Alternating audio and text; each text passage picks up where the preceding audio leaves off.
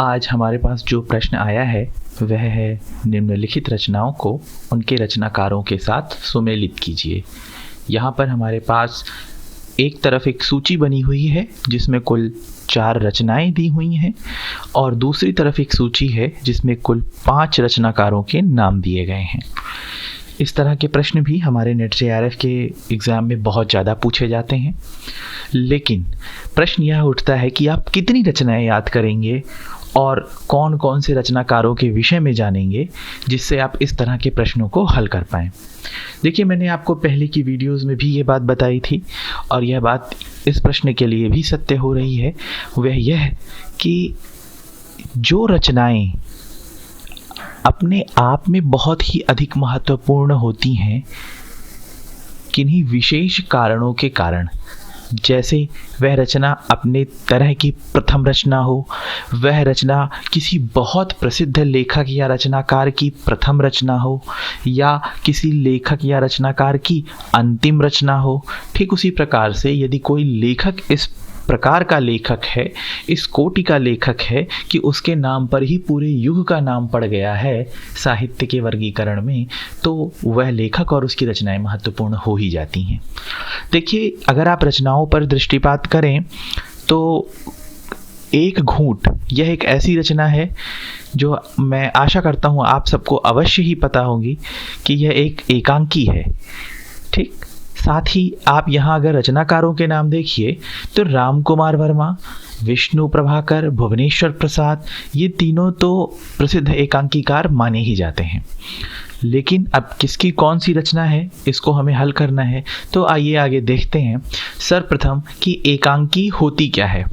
यह अंग्रेजी के 1 एक्ट प्ले का पर्यायवाची है। इसमें एक ही अंक, एक ही घटना, मूल भाव, एक ही दृश्य, जीवन का एक ही भाग, कार्य उद्देश्य रहता है। डॉक्टर राम कुमार वर्मा के अनुसार एकांकी में एक ऐसी घटना रहती है जिसका जिज्ञासापूर्ण और कौतूहलमय नाटकीय शैली में चरम विकास होकर अंत होता है।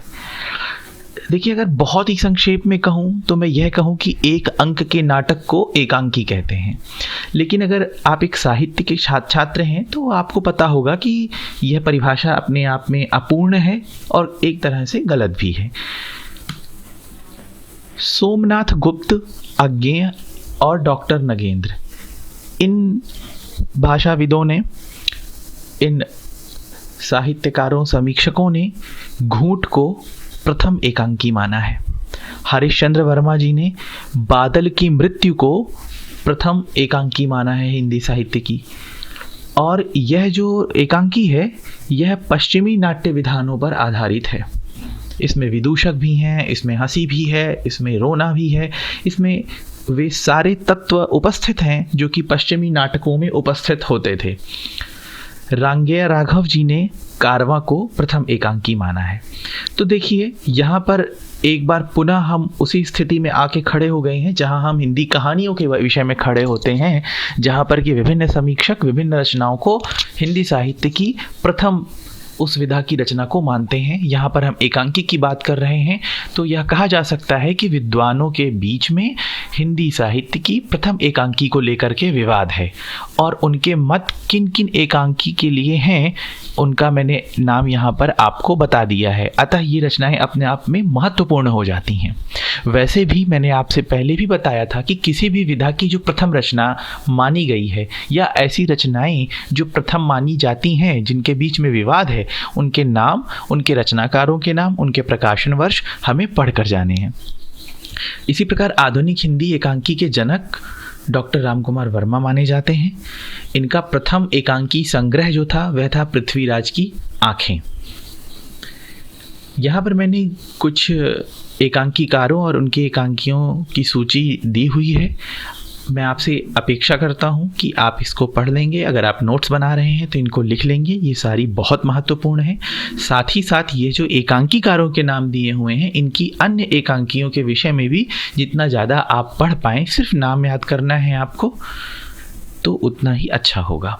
तो इस प्रकार हम देखते हैं कि यदि हम दी हुई सूची के अनुसार अपने उत्तर का मिलान करें तो पता चलता है कि आंसर जो सी है, सी पार्ट, वह सही है।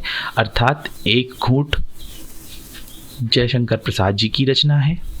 बादल की मृत्यु राम कुमार वर्मा जी की रचना है।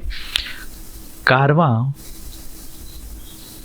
वह भुवनेश्वर प्रसाद जी की रचना है। और सूखी डाली उपेंद्रनाथ अश्क जी की रचना है। यहाँ पर प्रश्न में विष्णु प्रभाकर जी के नाम का उल्लेख हुआ है।